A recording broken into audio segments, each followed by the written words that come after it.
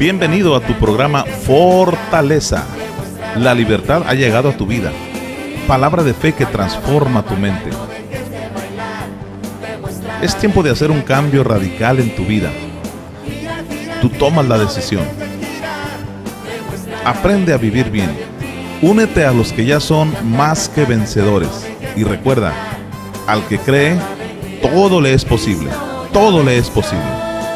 Dios te bendice. ¿Qué tal, amigos televidentes? Les saluda su amigo el pastor Obed Mesa de La Fortaleza.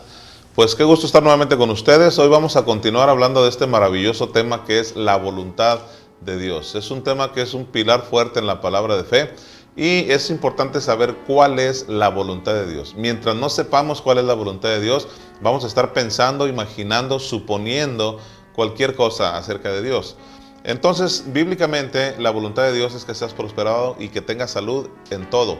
Dice 3 de Juan 1:2, que seas prosperado en todas las cosas y que tengas salud, así como prospera tu alma. Vamos a ir a la cita de Romanos capítulo 12, versículo 2, donde nos explica claramente, ¿verdad?, que es importante que sepamos cuál es la voluntad de Dios. Dice Romanos 12:2, no os conforméis a este siglo, sino transformaos por medio de la renovación de vuestro entendimiento, para que comprobéis cuál sea la buena voluntad de Dios, agradable y perfecta. Dice, no te conformes a este siglo. No te conformes a ser como todos. Esto ya lo hemos explicado, ¿verdad? Sé tú diferente. No creas que la mayoría tiene la verdad. No siempre la verdad depende de lo que diga la mayoría. No te conformes a ser como todos, sino renueva tu mente. O sea, cambia tu manera de pensar, cambia tu manera de hablar, tu manera de creer, de pensar o de percibir a Dios, de acuerdo a la palabra, lo que realmente es Dios para nosotros. ¿Cuál es la voluntad de Dios? Es una pregunta existencial muy importante que la gente se hace. ¿Cuál será la voluntad de Dios? O sucede alguna cosa en nuestra vida y decimos, pues yo creo que esa fue la voluntad de Dios. Es importante, dice la Biblia, no te conformes. No te conformes a creer como todos creen. Sé diferente, renuévate, renueva tu mente. ¿Pero cómo? Con la palabra de Dios. Hace algunos días yo comentaba acerca de lo que hablaban los mayas, y no es que yo crea lo que dicen los mayas, yo creo lo que dice la Biblia, ¿verdad? Simplemente hago un comentario acerca de eso. Los mayas decían que en este tiempo iba a haber un cambio de mentalidad, ¿verdad? Un cambio de espiritual, un aumento, ¿verdad? En nuestra esfera espiritual, y no andaban tan errados en eso. No precisamente decían que se iba a acabar el mundo, como la gente decía, sino un cambio de mentalidad, otra percepción de las cosas. Así lo mencionaban ellos. Nosotros creemos lo que dice la Biblia y hay cierta razón en eso, ¿verdad? Hoy en los últimos tiempos estamos esperando que Cristo venga por su iglesia. Tiene que haber un cambio de mentalidad, tiene que haber una superación en tu fe, en tu vida espiritual, ¿verdad? No podemos conformarnos, como dice este versículo, no te conformes a ser como todos. Renuévate, renueva tu mente. Ve analizando las cosas bíblicamente para que cambies tu manera de ver las cosas acerca de Dios. Entonces, no te conformes para que sepas cuál es, o para que puedas comprobar, me gusta más esa expresión que dice aquí, no te conformes a ser como todos, sino renueva tu mente. ¿Para qué? Para que puedas comprobar cuál es la voluntad de Dios. Compruébalo de acuerdo a la palabra de Dios. Te voy a llevar una cita bíblica que está en Proverbios capítulo 3, versículo 12, donde esta cita bíblica te la voy a explicar porque la tradición se ha agarrado fuertemente de esto para creer que Dios castiga. Que cuando te sucede algo malo en la vida es porque Dios así lo quiso, porque Dios te está enseñando, porque Dios te está castigando. Las cosas malas que suceden en nuestra vida no es porque Dios nos castiga, sino porque la persona le abre puertas a Satanás y él entra y destruye. Esa es la realidad de las cosas. Quien se porta mal sí le va mal, pero no porque Dios lo castigue, sino porque la gente le abre puertas al enemigo. Vamos a ver cuál es esta cita bíblica de la cual se ha agarrado mucha gente para decir que Dios castiga. Dice Proverbios capítulo 3, versículo 11, no menosprecies, hijo mío, el castigo de Jehová, ni te fatigues de su corrección. Dice, no menosprecies el castigo. Ahí está hablando efectivamente de un castigo. No menosprecies, ni te fatigues de su corrección. Entonces, está relacionando la palabra corrección con castigo. Y al hablar de castigo, pues nos imaginamos un látigo, ¿verdad? Para castigar, un chicote, no sé. Versículo 12 dice, porque Jehová al que ama castiga. Jehová al que ama castiga. Claramente dice la palabra que Dios al que ama castiga, pero yo te voy a explicar esto. No es que le estamos quitando ni le estamos poniendo. Vamos a analizarlo para ver exactamente qué es lo que quiere decir que Dios al que ama castiga. Porque si lo entendiéramos así literalmente como está, podríamos entender que Dios te ama tanto que te enferma, Dios te ama tanto que te arruina, Dios te ama tanto que si quieres se lleva a tu hijo, Dios te ama tanto que te puede empobrecer. O sea, un amor que no concuerda con lo que realmente es Dios. Dios es amor, y en el amor no hay temor, no hay dolor, no hay cosas negativas. Efectivamente dice, no menosprecies el castigo. Efectivamente dice, Dios al que ama castiga. Sin embargo, en la segunda parte de este versículo 12, dice, Dios al que ama castiga, pero dice, como el Padre al Hijo a quien ama. Como el Padre al Hijo. Ahí está haciendo una comparación, está especificando a qué se refiere con que Dios al que ama castiga. Entonces, en Mateo capítulo 7, versículo 9, nos da un poquito más pauta a seguir acerca de esto que estamos hablando, y dice de la siguiente manera, Mateo 7, 9, ¿qué hombre hay de entre vosotros que si su hijo le pide pan, le dará una piedra? ¿O si le pide un pescado, le dará una serpiente? Fíjese bien cómo está relacionando una cosa con otra. Dios al que ama castiga, pero como el Padre al Hijo quien ama. Y luego dice Mateo, ¿quién de vosotros, o sea, de los padres, nosotros como padres terrenales, si nuestro hijo nos pide pan, le vamos a dar una piedra? Si nos pide algo de comer, ¿le vamos a dar una serpiente? Claro que no. Dice, ¿cuánto más vuestro Padre que está en los cielos?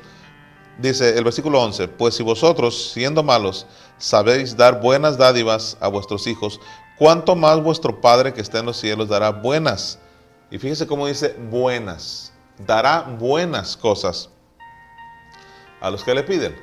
Dios es un Padre bueno que nos da buenas cosas. Entonces no le puedes llamar bueno a un cáncer, no le puedes llamar bueno a una enfermedad, a una ruina, a la muerte, a cosas, a desgracias que pasen en esta vida. No se les puede llamar buenas, por lo tanto no vienen de Dios. Las cosas malas no vienen de Dios, únicamente las cosas buenas. Entonces, estamos hablando de la voluntad de Dios. Si nosotros como padres terrenales no le haríamos daño a nuestros hijos, mucho menos nuestro Padre Celestial nos va a hacer daño a nosotros como sus hijos espirituales. Él es espíritu, nosotros somos hijos espirituales. Nuestros hijos carnales, ¿verdad?, son de carne y hueso igual que nosotros. Así como nosotros no le daríamos algo que les hiciera daño, Dios tampoco nos va a hacer algo que nos cause daño. Tenemos que analizar detenidamente eso de que Dios al que ama castiga. Porque el mundo percibe a un Dios castigador, a un Dios que te portaste mal y te va a chicotear. Algo malo te va a hacer Dios, como si Dios fuera malo. Claro que Él no es malo y no va a usar nada que te dañe para enseñarte. Cuando Él te quiere enseñar algo, lo hace a través de la palabra, ya lo hemos dicho muchas veces. Entonces tenemos que entender cuál es la voluntad de Dios. Ahora, Dios al que ama castiga. Volviendo a Proverbios 3:12, dice Dios al que ama castiga, efectivamente. Pero resulta que la palabra castigo viene del griego musar. Hay una palabra en el griego que se escribe musar, así como se escucha, musar. Esa palabra musar no solamente se refiere o se traduce como castigo, sino también es corrección, es disciplina, exhortación y enseñanza. Todas estas palabras se traducen en musar. Pero acá en nuestro idioma, el castellano, Reina Valera, que son los traductores al español, lo tradujeron como castigar. No necesariamente tiene que ser castigar. En el original dice musar, que también significa enseñar. Entonces, Dios al que ama, enseña. No necesariamente tiene que decir Dios al que ama, castiga. Dios al que ama, castiga. Entonces, si la palabra el castigo viene de musar, que significa también enseñar, exhortar, disciplinar, aconsejar. Entonces, todo ese contexto también podemos utilizarlo en Dios al que ama, castiga. Puede ser Dios al que ama, enseña, Dios al que ama, disciplina, Dios al que ama, exhorta, Dios al que ama, amonesta. Pero se utilizó la palabra castigo, entonces de ahí se ha derivado todo ese concepto de Dios, de que Dios golpea, de que Dios castiga, de que Dios mata, de que Dios produce cosas malas, de que de repente Dios te puede dar algo bueno, pero también a veces te puede dar algo malo. Eso es un error teológico que ha tenido a la gente atada creyendo en un Dios castigador, en un Dios que mata y enferma. Si Dios mata, castiga y enferma, entonces ¿qué va a hacer el diablo? Tú eres mi fortaleza, esperanza, agua eterna que sacia mi ser. Cada día despierto y tu misericordia está conmigo. Te invitamos para que nos acompañes a Fortaleza de los Mochis, todos los miércoles a las 6:30 de la tarde y domingos 11 de la mañana. Asiste con tu familia. Auditorio Jiquilpan, Guerrero y 21 de marzo. Únete a los que ya son más que vencedores. Aumenta más cada mañana. Tú eres mi fortaleza, esperanza, agua eterna que sacia mi ser. Bien amigos, continuamos hablando de este maravilloso tema, la voluntad de Dios. Recuerda que mientras no se conozca la voluntad de Dios, cada quien va a estar pensando lo que se imagina, lo que supone. Vamos a ver bíblicamente, estamos viendo cuál es la voluntad de Dios. Estamos analizando el versículo de Proverbios 3:12 que dice que Dios al que ama castiga. Vamos a ver si realmente ese castigo consiste en chicotes, en cosas malas, en enfermedades, en problemas, en ruinas. Decíamos que la palabra castigo viene del griego musar, que significa también enseñar, exhortar, aconsejar. Entonces, vamos a ir ahora a Isaías capítulo 48, verso 17. Dice Isaías 48, 17, así ha dicho Jehová, Redentor tuyo, el Santo de Israel.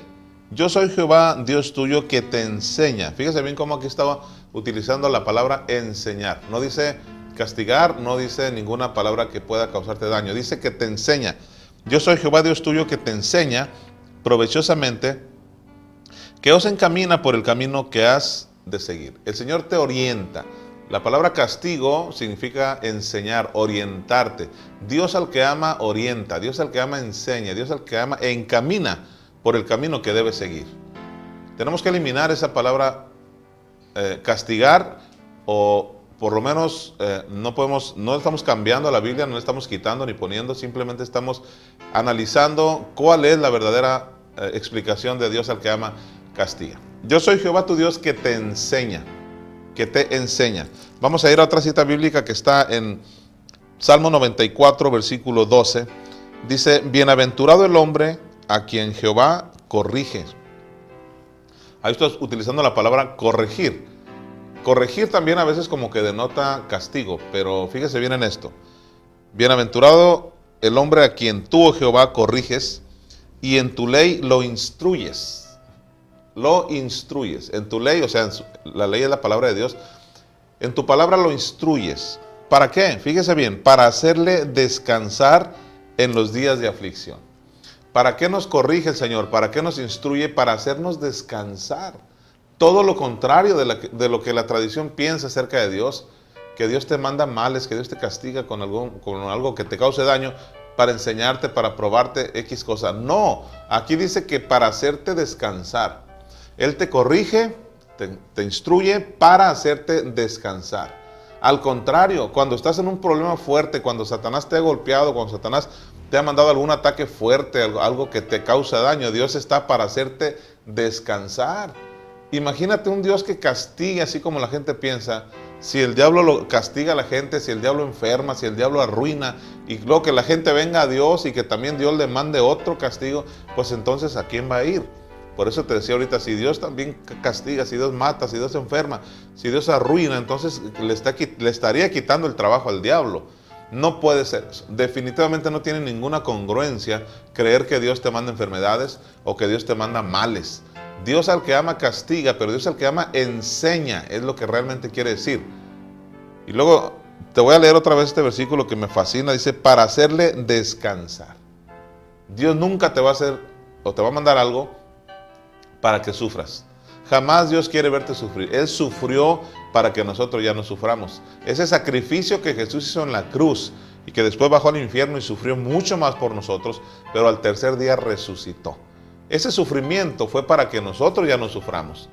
No es posible que Él haya sufrido y luego diga, bueno, pues yo también te voy a mandar algo para que tú sufras. Eso no es cierto, no funciona. No tiene ninguna congruencia teológica ni bíblica creer que Dios te va a mandar algo para hacerte sufrir. Él ya sufrió para que tú y yo no suframos. Él ya fue al infierno para que tú y yo vayamos al cielo.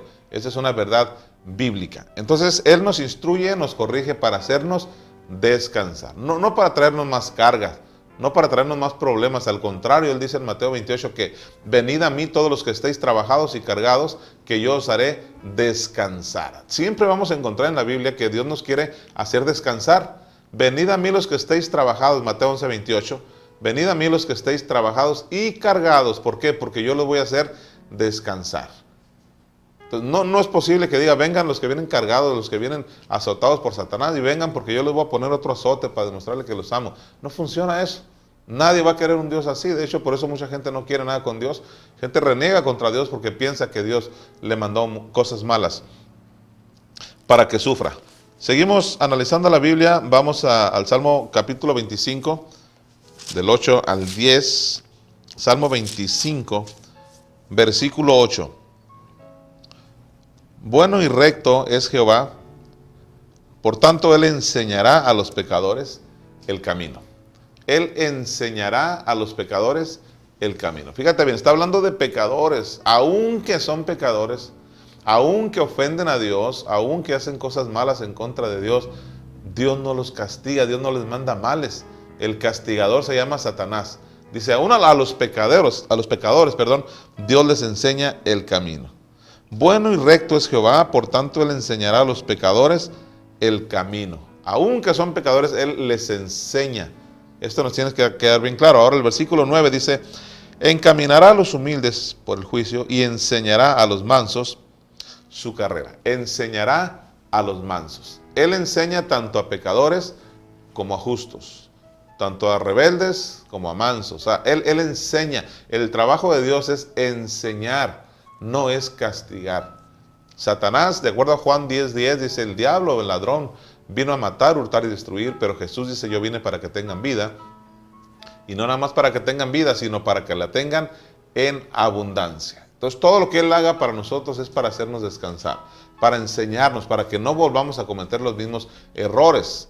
Nosotros como padres a nuestros hijos, la mejor manera de corregirlos es hablándoles, enseñándoles, no azotándolos, no golpeándolos. Nadie de nosotros, ya lo veíamos en los versículos del inicio de este programa, somos seres humanos y como padres humanos no le haríamos daño a nuestros hijos. Tampoco Dios nos haría daño a nosotros como hijos espirituales. Muy bien, seguimos analizando las Sagradas Escrituras y yo quiero llevarte a Números capítulo 21 para que podamos ver una reflexión de cómo es que en el Antiguo Testamento, en el tiempo de la ley, ya hablamos de qué es lo que significa la palabra ley, ¿verdad? Está hablando del tiempo que se vivió antes de Cristo, era el tiempo de la ley. En ese tiempo así se percibía. Por eso creemos que hoy mucha gente insiste en vivir todavía hoy, en el tiempo de gracia, insisten en vivir en el tiempo de ley. Cuando ya Cristo vino, ya marcó la diferencia entre la ley y la gracia. Ley, el tiempo que se vivió antes de Cristo. Gracia, el tiempo que se vive de Cristo hasta nuestros días. Pero en el tiempo de ley, en el Antiguo Testamento, se percibía así también a un Dios malo. Se percibía a un Dios que castiga, a un Dios que mata, a un Dios que te portaste mal y luego te las vas a tener que ver con Él porque te va a castigar. Vamos a ver qué dice Números 21, versículo 4. Después de que partieron del monte Or, camino del Mar Rojo, para rodear la tierra de Edom, se desanimó el pueblo por el camino. Está hablando del pueblo de Israel cuando salieron de la esclavitud de Egipto. Iban caminando por el desierto rumbo a la tierra prometida, rumbo a Canaán. Se desanimó el pueblo. Esa fue una de las razones por las que ellos tardaron mucho en el desierto, porque ellos se desanimaban a cada momento y renegaban contra Dios y renegaban contra Moisés. Entonces ellos hablaron de Moisés, murmuraron, dice el versículo 5, y habló el pueblo contra Dios y contra Moisés. ¿Por qué nos hiciste subir de Egipto para que muramos en este desierto? Pues no hay pan ni agua y nuestra alma tiene fastidio de este pan tan liviano. Murmuraron en contra de Moisés. Usted sabe que la murmuración acarrea maldiciones. A la persona que murmura, a la persona que maldice, a la persona que habla de su prójimo, ¿verdad?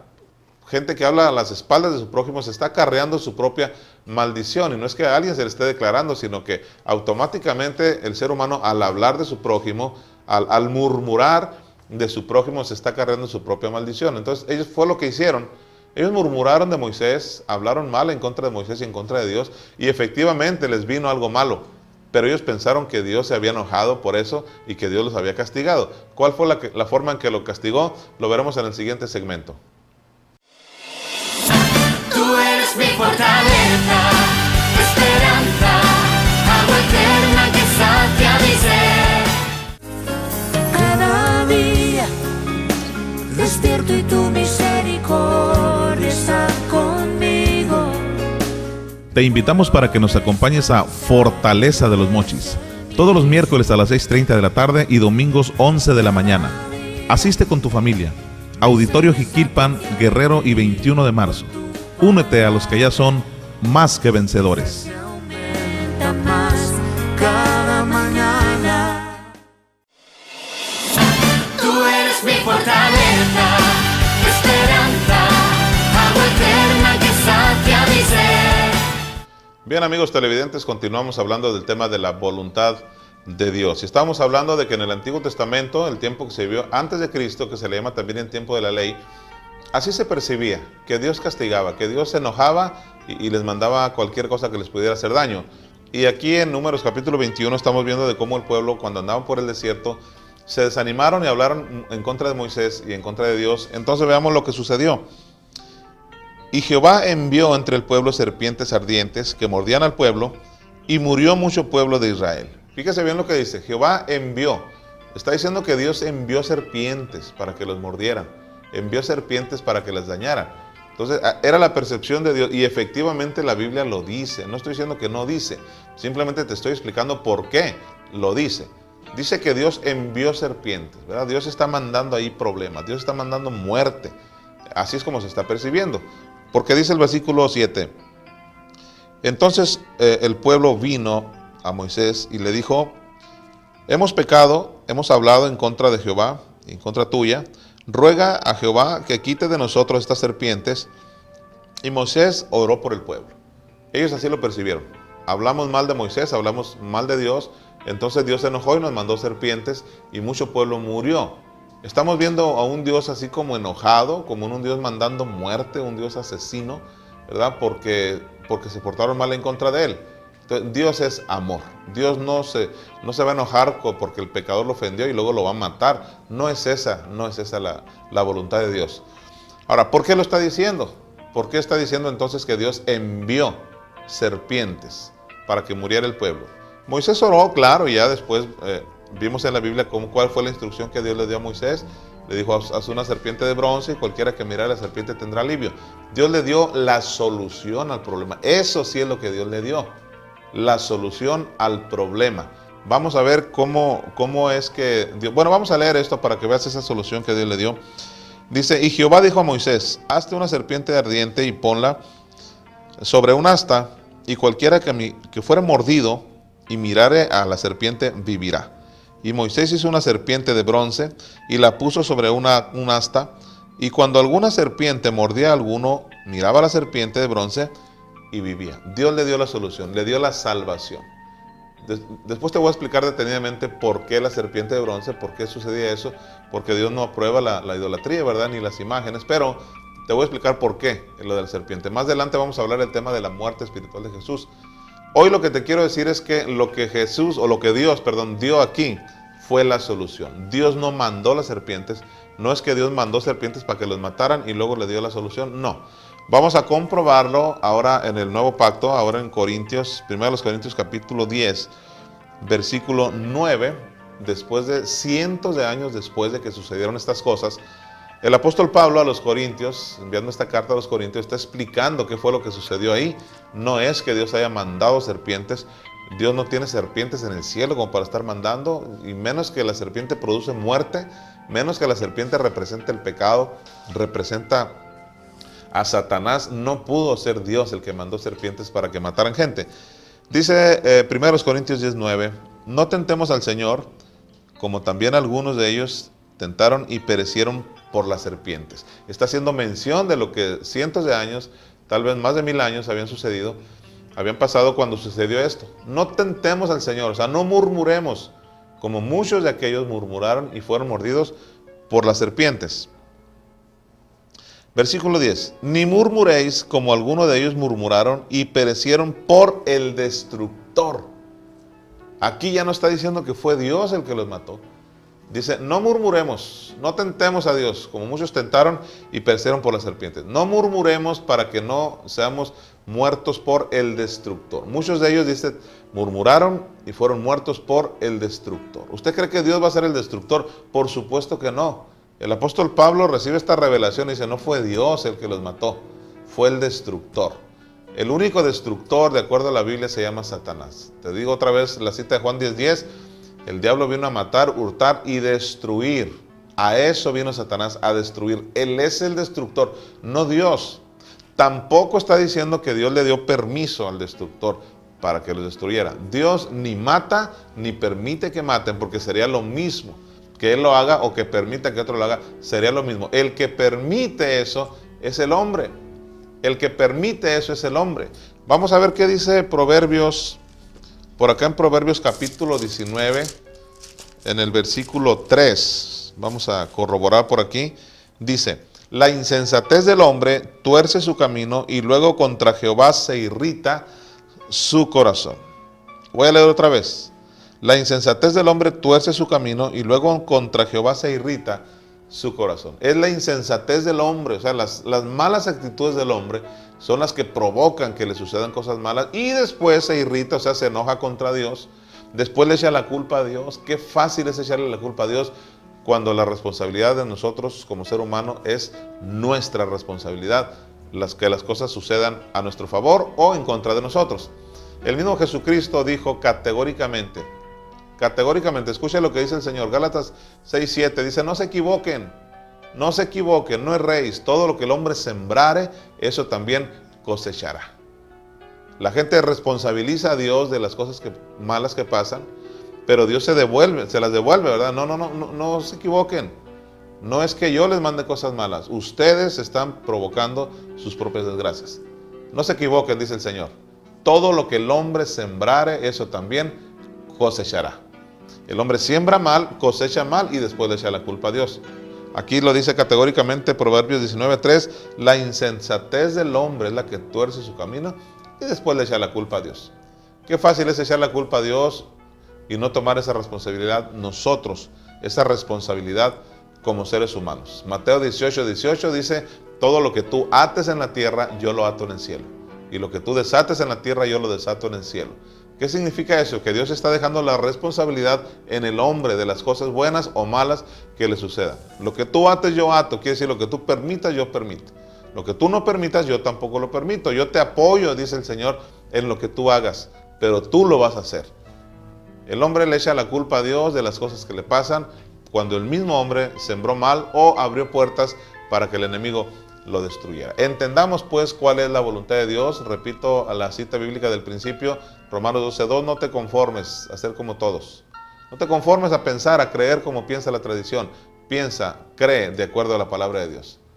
No te conformes a este siglo, sino renueva tu mente para que comprobéis cuál sea la buena voluntad de Dios, agradable y perfecta. Está hablando de 3 voluntades que te voy a explicar en el siguiente programa. Pero comprueba cuál es la voluntad de Dios de acuerdo a la Biblia, no de acuerdo a lo que te digan tus antepasados, lo que te diga el vecino, el compadre, el patrón, la gente que te rodea. No, compruébalo de acuerdo a la palabra de Dios. Dios nunca va a provocar, Dios nunca te va a mandar algo que te cause daño, Dios nunca te va a mandar algo que te cause dolor, ¿verdad? Ni siquiera para enseñarte ni para probarte. Ya te lo comprobé bíblicamente y vamos a seguir hablando en los próximos programas acerca de esto. Dejemos de culpar a nuestra familia celestial de cosas que ellos no han hecho. Dejemos de culpar a nuestro Padre y a nuestra Madre celestial de cosas que ellos no han hecho. El hombre se ha provocado sus propias desgracias y después le echa la culpa a Dios. Recibe con humildad esta palabra. Esto va a levantar tu vida. Esto ha levantado nuestras vidas, nos ha llevado a otra esfera espiritual, a otro escalón de fe, a otra manera de creerle a Dios. Dios es bueno y quiere lo mejor para nosotros. Dios te bendice. Gracias por habernos acompañado en este tu programa Fortaleza. Declaro que la semilla ha quedado sembrada en tu corazón y dará buenos frutos. Demuestra la alegría que hay en ti. Gira, gira, gira y no dejes de girar. Demuestra la alegría que hay en ti. Canta, canta, canta y no dejes de cantar. Dios te bendice. Cristo ya venció.